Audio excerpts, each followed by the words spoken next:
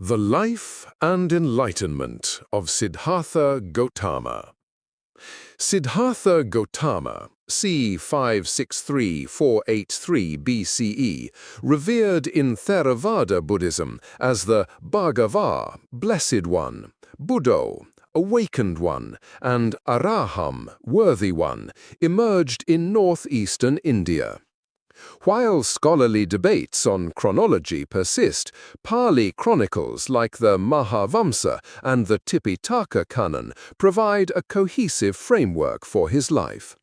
The Buddha is not merely a historical figure, but the Tathāgata, a supremely enlightened being whose teachings remain accessible through the Sutta Piṭaka and Vinaya texts.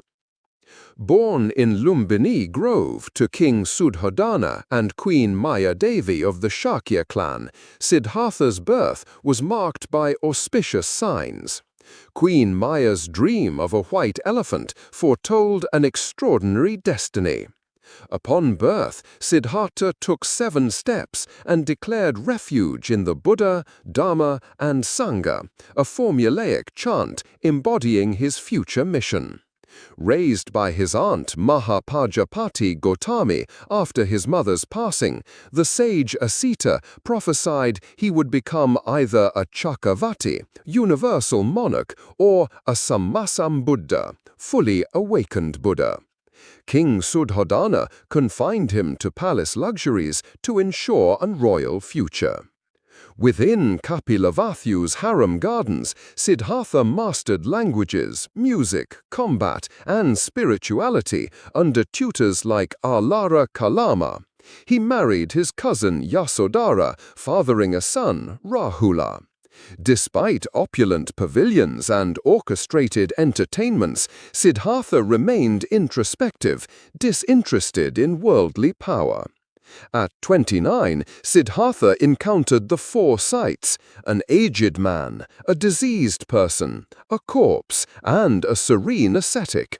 These revealed aging, jara, and death as universal sufferings, while the ascetic symbolized transcendence. This ignited his resolve to seek liberation. Defying his father's efforts, Siddhattha undertook the great departure, Mahayanga, cutting his hair, donning ascetic robes, and leaving behind royal life with his charioteer Channa.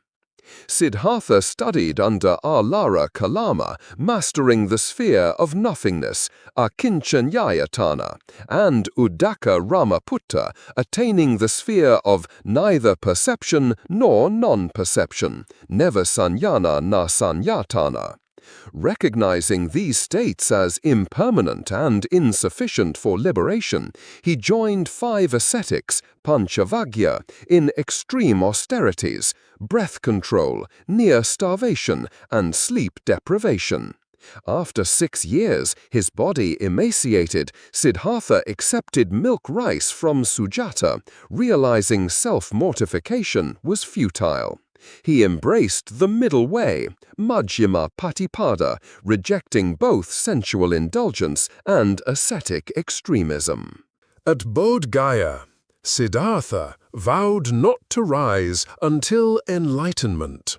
Mara, embodiment of defilements, attacked with demonic legions, seductive daughters, tanha, raga, arati, and existential doubt. Siddhattha invoked the Bhumisparsha Mudra, touching the earth to witness his merits.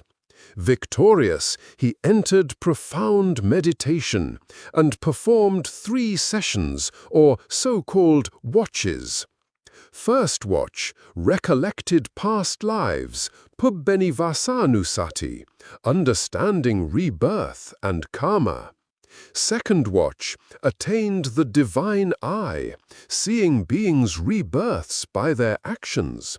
Third watch, penetrated the 4 noble truths: suffering, dukkha, its origin, tanha, cessation, nirodha, and the path. Fourth watch, realized the end of defilements, asavakya, achieving arahantship and nibbana.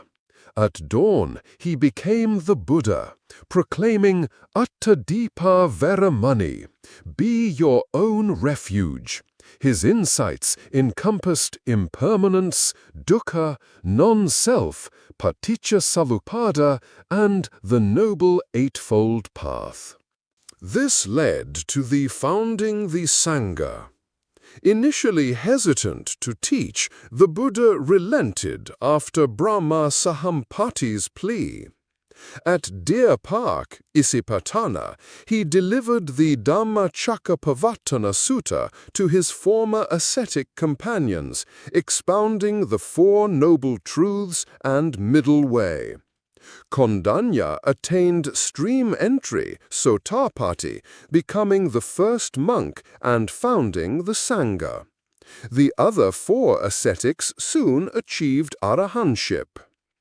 The Bhikkhu Saṅgha formalized at Uruvela, with Ananda as the Buddha's attendant and Sariputta Moggallana as chief disciples. The Buddha later ordained women, establishing the Bhikkhuni Saṅgha under Mahāpajāpatī Gotamī, though governed by the 8 Garudhamas.